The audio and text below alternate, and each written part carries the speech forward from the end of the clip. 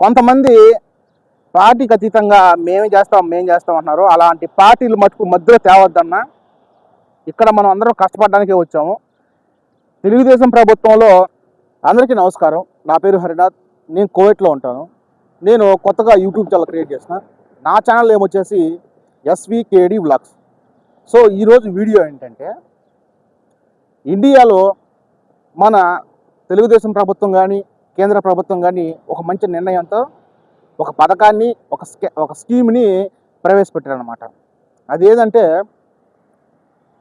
ప్రవాసాంధ్ర బీమా పాలసీ. అది మీకు తెలిసిన విషయమే, ఎందుకంటే టిక్టాక్లో అలాగే ఇన్స్టాగ్రామ్లో ఈ మధ్యన తెగ ఫేమస్ అయిపోతుంది గల్ఫ్లో ఉన్న వాళ్ళకి.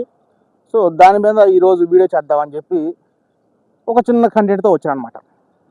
సో ఇప్పుడు మ్యాటర్ ఏంటంటే, గల్ఫ్ దేశాల్లో NRIలు ఎవరైతే ఉన్నారో వాళ్ళ కోసం తెచ్చిన స్కీమ్ అనమాట. ఇది చాలా అంటే చాలా మంచి విషయము, ఆనందకరమైన విషయం. ఈ స్కీము ఎందుకు ఉపయోగపడుతుంది, అసలు ఈ స్కీము ఎందుకు ఉపయోగపడుతుందో చెప్తా. కొంతమంది ఇళ్లల్లో పనిచేస్తూ డ్రైవర్లుగా కానీ కద్దాములుగా కానీ పనిచేస్తూ ఉంటారు. అలాగే అవుట్ అంటే బయట పని చేసుకొని వాళ్ళ ఫ్యామిలీని పోషించుకుంటూ ఉంటారనమాట.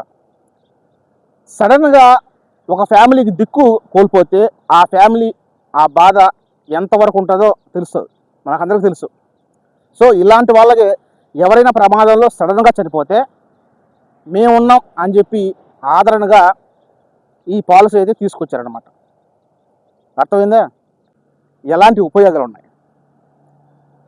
గవర్నమెంటు, మన ఇండియాలో గవర్నమెంటు ఒక ఫిక్స్డ్ రేట్ ఫిక్స్ చేసి ఈ పాలసీని మీరు రిజిస్ట్రేషన్ చేసుకుంటే, ఈ రోజు నుంచి ఎప్పుడైతే మీరు పాలసీ చేసుకున్న తర్వాత కొన్ని రోజులకి మీకు ఏదైనా ప్రమాదం జరిగితే మీ ఫ్యామిలీ నష్టపోకుండా ఇది కొంచెం ఆర్థిక సాయంగా ఉపయోగపడుతుంది. దాదాపుగా 10 లక్షల వరకు ఆ ఫ్యామిలీని కాపాడే విధంగా ఆర్థిక సాయం అందిస్తుంది అనమాట. చాలా మంచి స్కీమే కదా. సో అంతా బాగుంది.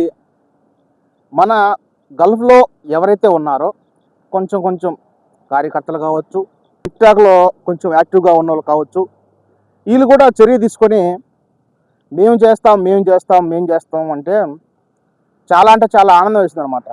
గల్ఫ్ కంట్రీస్లో NRIలు అందరూ చదువుకోలేరు. కొంతమందికి తెలుసుంటుంది, కొంతమందికి తెలిసి ఉండదు, ఎలా చేసుకోవాలో తెలియదు. ఇప్పుడు ఇంట్లో కద్దాములుగా ఉంటారు, పనిచేసే పని మనుషులు.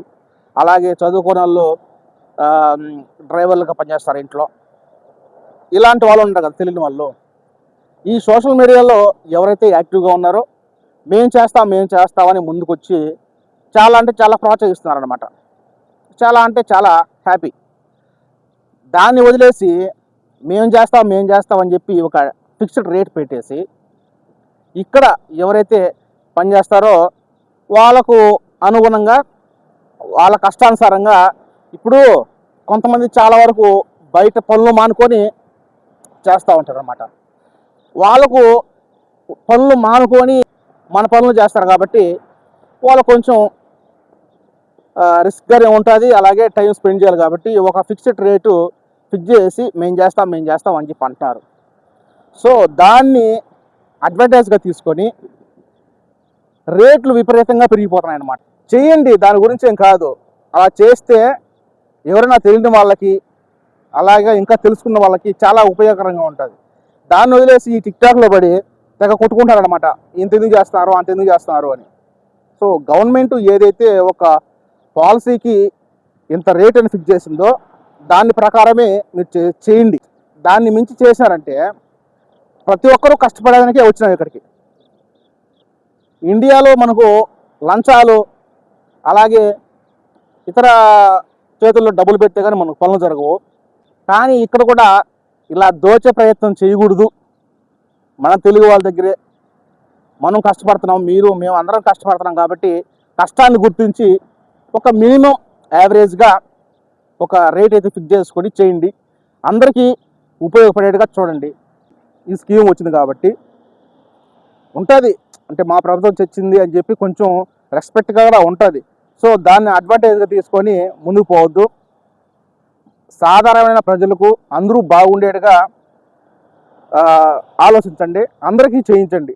గవర్నమెంట్ ఏదైతే రేట్ అయితే ఫిక్స్ చేసిందో ఆ రేట్ ప్రకారమే తీసుకొని అందరికీ పాలసీలు చేసి వాళ్ళ ఫ్యామిలీ రోడ్డు పడకుండా చూడండి. ఓకేనా? సో దీనికి కొంతమందికి పనులు మనకొని చేస్తారు, వాళ్ళకు ఇష్టం వచ్చినంత రేట్ ఫిక్స్ చేసి చేస్తారు. కొంతమందికి మేము పార్టీకి అతీతంగా ఉన్నాము, మేము గవర్నమెంట్ ఏదైతే ఫిక్స్ చేసిందో దానికి అంతే రేట్ ఫిక్స్ చేస్తాము అంటున్నారు. చేయండి, చాలా అంటే చాలా ఆనందం అనమాట, చాలా హ్యాపీ. మధ్యలో పార్టీలు తీయకుండా ప్రజలను దోచుకోవడం అంటే లక్షల కోట్లు స్కామ్ చేసేది కాదు. ఇప్పుడు కష్టపడేవాడికి ఇంటికాడ మనకు 500 అయినా అది ఎక్కువే లేని వాళ్ళ కాడ, అదే ఉన్నోళ్ళ కాడ అది తక్కువ. మనం అందరం కష్టపడడానికి వచ్చాం కాబట్టి ప్రతి ఒక్కరికి రీజనబుల్ ప్రైస్కే చేసేదానికి ప్రయత్నించండి. ఓకేనా? ఇదేనమాట వీడియో. నెక్స్ట్ వీడియోతో మళ్ళీ మీ ముందుంటా. నేను హరినాథ్, SVKD వ్లాగ్స్. అసలు నా వీడియోస్ మీద పగబట్టారో లేకపోతే ఏమంటున్నా తెలియదు కానీ నా సబ్స్క్రైబ్ చేయడమే మానేశారు నా ఛానల్కి. దయచేసి సబ్స్క్రైబ్ చేయండి. నేను చాలా రోజుల నుంచి వీడియోలు చేస్తున్నా, అస్సలు సపోర్ట్ లేదనమాట.